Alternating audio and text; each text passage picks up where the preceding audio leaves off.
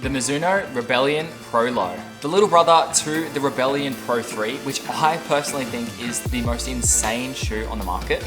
The Pro Low, on the other hand, fully living up to its name. It's a much more sensible, less aggressive racer that still packs a punch. In today's full review, I'm going to be talking everything Rebellion Pro Low. So how does it feel, the performance, the difference between this and the Pro 3, and is it worth your money? Now, as a disclaimer, Mizuno, they were nice enough to send me this shoe for the purpose of review, but they won't have any input on what I have to say in this video, nor will they see it before it is posted on YouTube for you guys. And I want you guys to take what I say with a pinch of salt. This is just my opinion with a shoe that works. Might work really well for my foot, might work really bad for my foot. The best thing I can recommend is to go down to your local running store, try a whole bunch of racing shoes on, find out what one is best for you and your foot, and then happy days.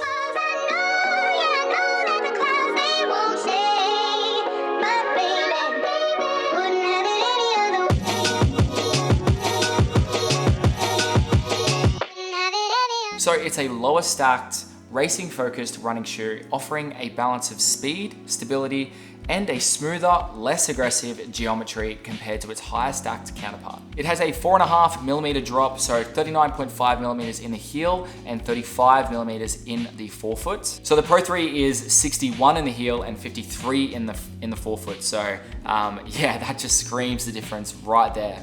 It comes in at 216 grams for my US 8.5, which is reasonably competitive. There's definitely lighter shoes out there on the market, but in the grand scheme, I think it's pretty good. It's got a super lightweight engineered mesh for the upper, which I found a little bit abrasive, a little bit rough on my toes personally, but it definitely got the job done. The lockdown is pretty decent. It's got a bit of a weird tongue, but it honestly works pretty well. It's got the same Mizuno Energy XP midsole with a full-length plant-based carbon-infused wave plates. It also has G3 outsole for the grip with lots of surface area, so I found this to be really quite grippy. It's got a super wide forefoot, which you can see, so lots of surface area when landing.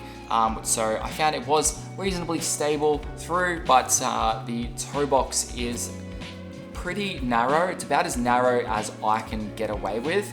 And I do find my toes are a little bit sore after wearing them, but it is okay, it is doable. If you have a really wide foot where you need a lot of toe area, this may not be the best pick for you. I think notoriously Mizuno have been a bit tighter in the toes in their races, and especially with this one, and with their upper, and with the upper, it is, yeah, it doesn't really have much give in it. So yeah, it does seem to squish the toes a fair bit. And this is the new Honeybee colorway, which is honestly fire, no pun intended. Honeybee actually means firework in Japanese, or firework festival, which is why on the inside you can see some fireworks, and they've given it this pretty vibrant colorway, which I'm definitely liking. So how does the shoe feel? I've been using this shoe for 90% of my speed work over the last month, and I gotta admit, it's definitely grown on me. My first wear for these, I was fresh off wearing the Asics Metaspeed Tokyo, so my bar was set pretty high, and then what I got from these was a punchy, slapping feeling ride with a solid amount of kickback. To me, directly comparing these to the Pro 3, it's a smoother ride with a lot more stability. I actually had to stop wearing the Pro 3 just because my ankles chronically roll in, and it was just too high a stack and just too soft in the heel for me to wear. So I ultimately had to get rid of them, regrettably. But with these, I had zero issues, and my ankles, they survived. It's one of the main reasons why I really wanted to try these shoes, because I really wanted to love the Pro 3, and this has all of the positives out of the Pro 3, just without that ridiculous, crazy stack height. The Pro 3 has 61mm in the heel with a 7mm drop, which is great if that shoe works for you, but I have a feeling that it's not gonna work for a big percentage of people, unfortunately. That's where the Pro Low, in my opinion, comes in clutch. This is gonna be a whole lot more accommodating for a lot of people, and I think Mizuno was really missing this in their speed lineup. I have no problem at all getting up to 1500 meter pace in these. They turn over really, really nicely. I feel like I get a good amount of energy return, and they also feel really, really nice at that marathon paced effort as well. Really smooth and really quite easy to get rolling in. The less aggressive nature of this shoe, I feel, leaves me a little bit less beat up after I wear them for a session, which has really been nice. My only concern is the narrow toe box, where my toes have been pulling up a little bit sore and squished. But like I said before, it is just bearable, and it's made my experience wearing the shoe still really, really nice, and it hasn't really affected how I run or my opinion of the shoe. But yeah, a little bit narrow, which is a downside for me. I also had a little bit of rubbing on my heel, on my Achilles. Not so much giving me Achilles pain, but rather I would actually get a little blister on the back of my heel. So when I wear these, I actually have to chuck a band-aid on the back of my heel just so that I don't rub there, which I don't know if that's a shoe problem or it's a me problem, but yeah, I mean, I guess it is kind of annoying having to put 2 band-aids on every time I wear these, so what, like twice a week? But it's a small price to pay for a really great shoe, I guess. Back to how it feels. So when I get really striding, it actually makes like a bit of a slapping sound on the ground, similar to the Alpha Fly 3, but not really the same feeling, more just the same sound, if that makes sense. It slaps the ground and then it smoothly rolls you over onto your toes and pushes you forward for your next stride. They hold up well when I'm turning corners.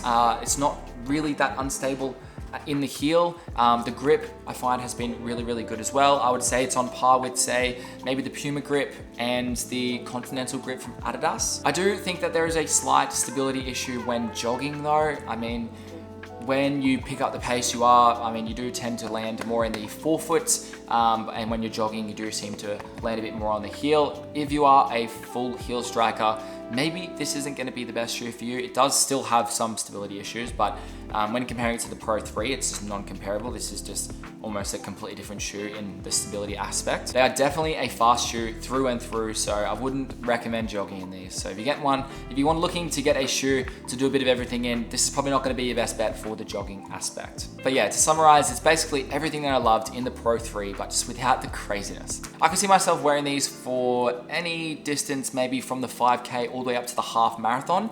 I think I could definitely see some people wearing these for the full marathon if the toe box suited your foot. For me, I feel like it may just be too much pounding for me to last the marathon distance.